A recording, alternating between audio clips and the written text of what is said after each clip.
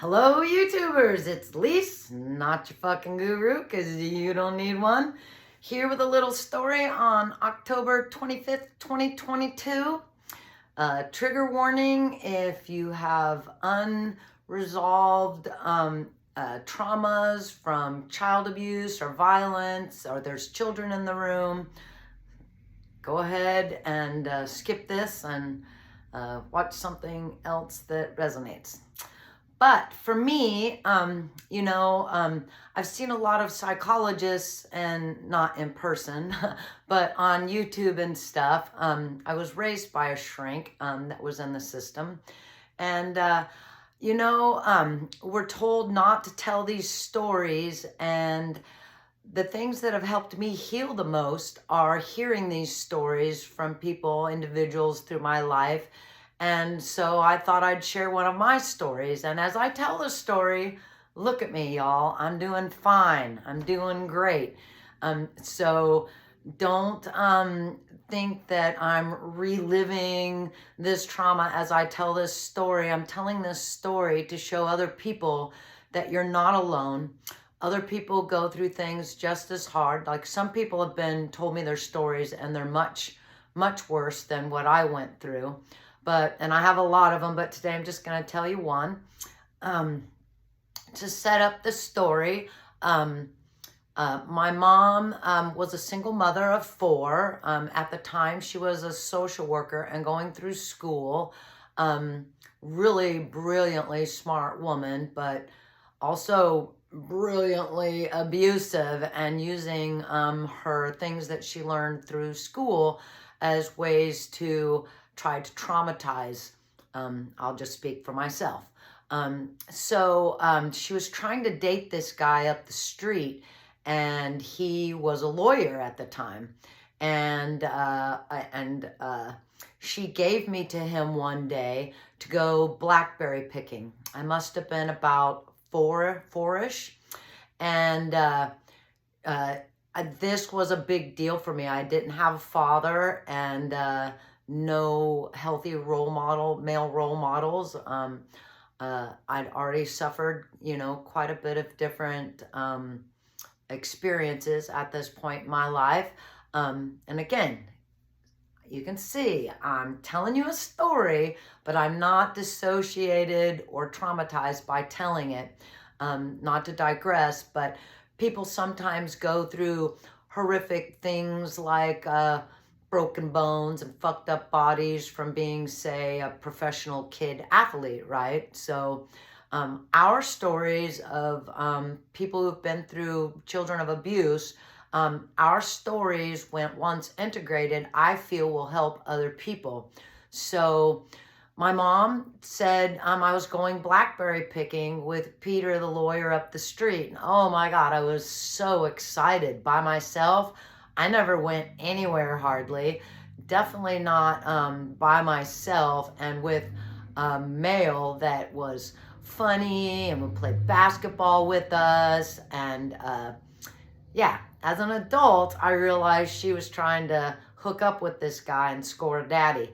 But at the time, I just thought, oh, Peter loves me. I'm going to get to go pick blackberries. So we drove, this is in Virginia, and we drove and drove. To me, it seemed like a long time.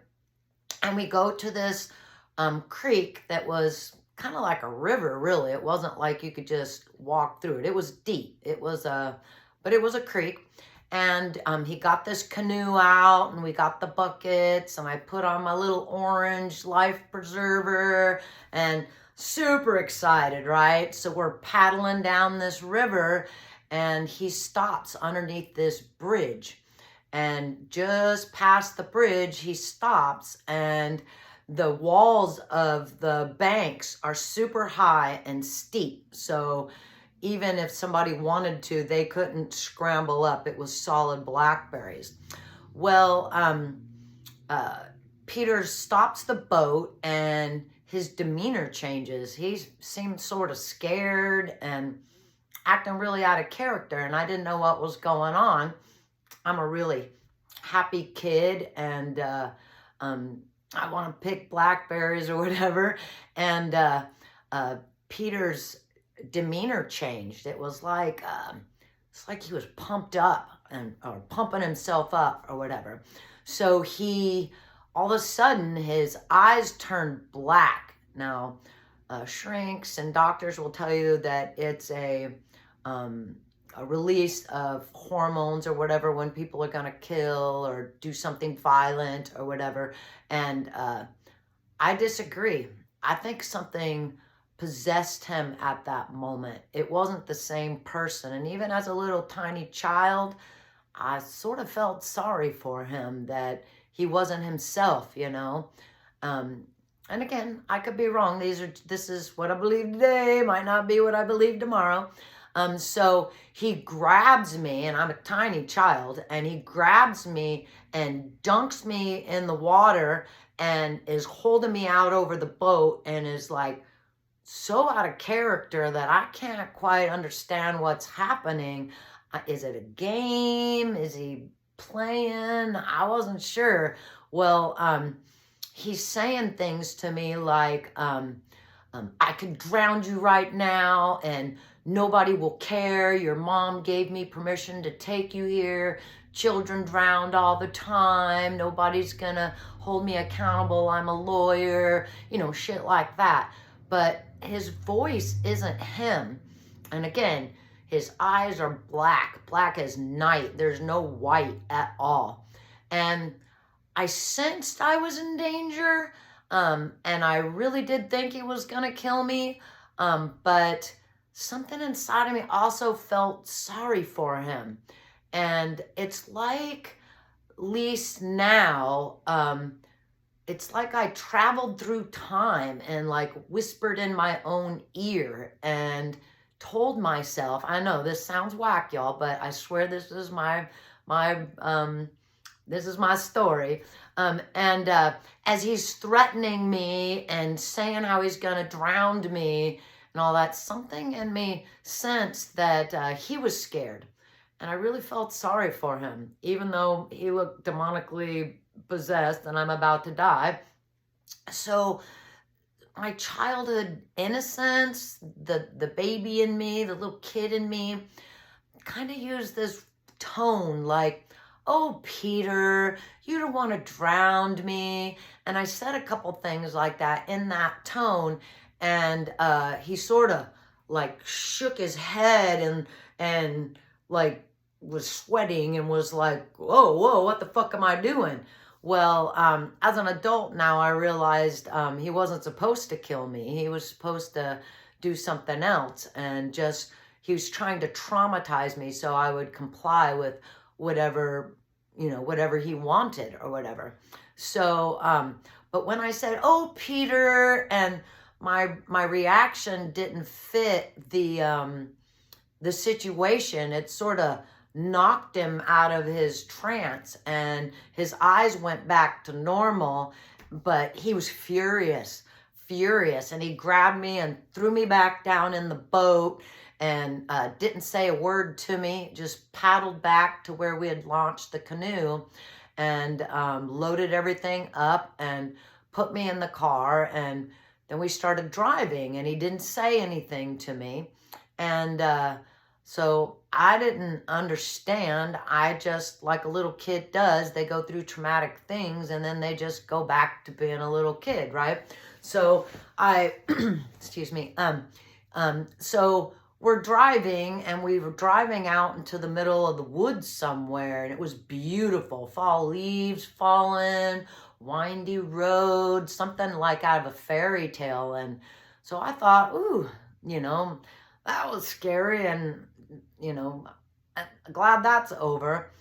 And we pull into this, up this dirt driveway, and there's a wooden building that's pretty good size, like the size of a house.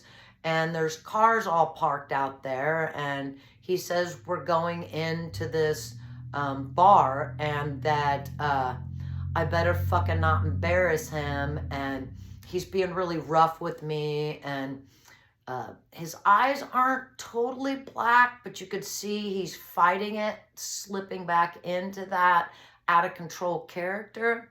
Well, you know, when you walk into a building and it's bright outside and you go inside and it's kind of dark.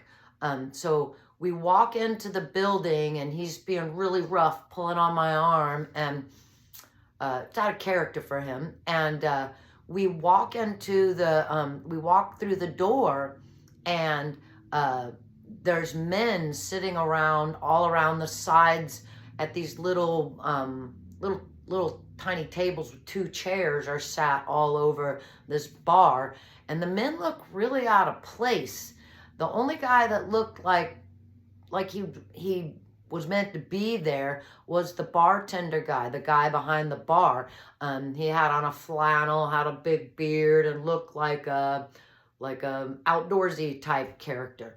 The rest of the dudes look like the men from my mom's work, or people that she worked with in the courts, or you know, like judges, lawyers, cops, that kind of person. It was like they were in their three-piece suit, and had taken their tie off and their suit jacket and put on like a outdoorsy type jacket. And we walk into the bar and he says, "Hey everybody, this is my new little girlfriend. Everybody say hi to Lisa." My real name's Lisa, but I go by Lise. And everybody says, "Hey," or whatever, and he says, tell him you're my girlfriend." And in my innocent little kid voice, because I'm 4, I say, "I can't be your girlfriend. I'm only 4. You can't be a girlfriend when you're 4.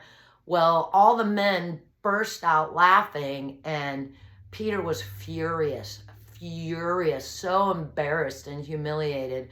And of course, I felt horrible. I didn't mean anything. I wasn't trying to embarrass him. So he sits me down at this table, and he sits across from me, and another man pulls up a chair, and the bartender brings one of those little wavy, clear Coke bottles that used to be in all the diners, with a paper bendy straw and Coke, or a Coke-like looking soda, and sets it in front of me. And Peter really meanly says, drink it. And I'm like, "I'm sorry, I can't drink it. I'm not allowed to have soda." So of course everybody laughs again, and he's even more humiliated, just embarrassed so bad. And of course I feel bad because I like Peter. I'm not trying to embarrass him or whatever. So the bartender is standing behind me, and there's a dude to the side, and then Peter across from me, and he's all mean, "Drink it." Well, I take a little sip, and it tasted horrible. And I said, "Ooh, no, I don't want to drink that. That's icky." And he's, "Drink it." He's like super mean, "Drink it." And again, y'all, I'm just telling a story. I'm not re-traumatized or anything here. This is my life, and this happened to me. And I'm just sharing my experience in case other people have been through similar things, that they can see that people can integrate these things. So I drank it, and of course, it tasted like shit because it had some sort of drugs in it or whatever. And I passed out. Well, I don't remember a lot of the abuse. Just little flashes of like big hands holding my ankles, like when you change a baby's diapers, only it was the pain because my ankles were being squeezed so hard and my body was feeling so much anguish that the pain was bringing me back to consciousness. And I'm a tough little kid. I'm used to getting, hit every day. But this was beyond that. This was super extreme. So I remember the table cutting into my spine, and felt like my ankles were about to break from the pressure on them. And then, of course, they're raping me. So my body, I don't understand that concept. But the pain of it all keeps bringing me back to consciousness a little bit. But thankfully, I pass out and don't remember all of it. or just these little windows of it. And when I come to, I'm in one of those big, well, not big because I'm 4, but a metal wash basin type thing that people did laundry in. And I'm outside and the cold, and I'm being hosed off with a hose, like with the pressure on the hose, hosing me, and people are laughing. Well, I'm curled up in the bottom of the tub, and I can't sit up. I can't hardly keep consciousness or whatever. And it's cold outside, and the metal is cold as well. And so that brings me to consciousness a little bit. And then the next thing I know, I'm being handed over to my mom. I'm at home and I'm naked and my hair's wet and I'm just wrapped in a couple of towels, like big beach towel size towels, because I'm like covered up or whatever. And my mom says something to Peter to the effect of, as she takes me and is holding me, she says to him, like, all excited, like they're gonna go on a date or something like that. Like, as an adult looking back, I realized that, but at the time I didn't understand. And she said, "Why is her hair wet?" And he's, "Oh, well, we had to clean her up." And so she keeps trying to set up a date, and he just like sort of, you know, and leaves her standing there kind of like, "Oh, fuck, that didn't go the way I thought." And so she didn't get to hook up with this guy by pimping her kid out to him or whatever. And so now I have a super extreme reaction to cold. I don't like being cold at all. It's super painful on my muscles and stuff. I've gotten better, and I've done exercises, where you go from the hot tub and roll in the snow or jump into a pool or whatever. But that was when I was young and it was dares. I definitely don't want to do that now. And the point of this story is that you can go through super traumatic things and you can be okay. It can just be a part of your childhood. Another thing that I went through that created the person, the adult that I am now. I still have ankle problems a little bit, still have pains there, and like scar tissue built up around my ankles. I've had massage and stuff and trying to work that stuff out. It's been a really long time, but I think I'll give some body work a try again. And I just wanted to tell people that have been through these things before that these are our stories. These are the things that make us us. And this Peter character that was a lawyer, he's now a marshal. And all these decades later, my mom knew his name and that he vacations out on the coast in the state that I live in, Washington. And in my experience growing up, this isn't the only story, but all the child abusers were people in the system. They were cops, they were judges, they were lawyers. And of course, I've been threatened that I would be killed and my family would be killed and all the things they do to terrorize children so that they won't tell their stories. But I'm 56 years old, y'all. And if they want to fucking take me out, I've had a beautiful fucking life. But I'm not going to let those sorts of things keep me from telling my story and telling other people that they can work through it too. And I do believe that there's some sort of weird thing that these people, when their eyes go black, something possesses them. I don't think it's a chemical reaction, a rage, or some sort of hormonal, adrenal release to give them the energy to do what they're going to do.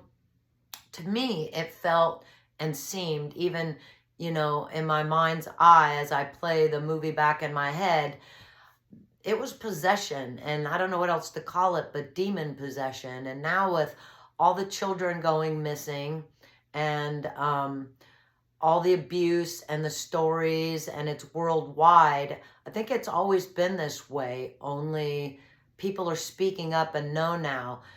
People during the 80s that told their stories were called liars and told it's the satanic panic and all like that.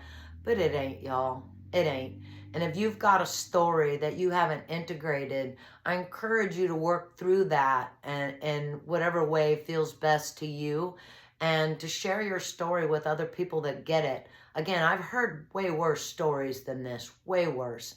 And I don't feel sorry for myself. And I think the story is somewhat humorous too.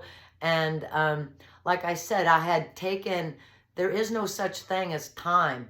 And something happened during that experience where the adult me was able to go back and somehow protect the child me. And I'm grateful. I'm grateful for my life. I'm grateful to have integrated these things.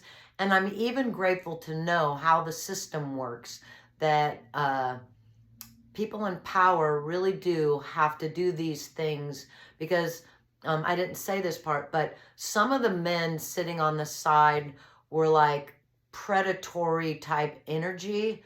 But a lot of the men, I could look in their eyes and see they were terrified. They were super fucking scared. And I think that it's a club, and they have to do these things in order to belong. And some of them might not wanted to do what was done to me that day, but they did it for money. And who knows, maybe things were put in the food like parasites and stuff like I believe are now. But I believe it was some sort of initiation of a sorts for some of those men. So when I say I know that the system is corrupt, I know firsthand, and things have gotten more intense. That's not the word I'm looking for. Sophisticated. Things have gotten much more sophisticated, and they're not as sloppy in their abuse as they used to. It's more private. And I have other stories too, of course, but this one was a big impact on me because cellularly it affected my muscles and my reactions to my environment, like being cold and in cold water and the feel of cold metal. But it's a good thing too, in that I know how strong I am, and I know that my stories inspire other people to heal their traumas and experiences of what they went through. And yeah, so that's one of my stories about growing up. And that's my story. That's my life. And I honor it, and I honor who I am now. And thank you. Thank you for watching. And this is Lise, not your fucking guru, telling y'all to shine on, stand up, speak up. And if there's anything that has to do with predators and pedophiles, to not be afraid to speak up and do the right thing. So shine on, y'all, and thank you for watching.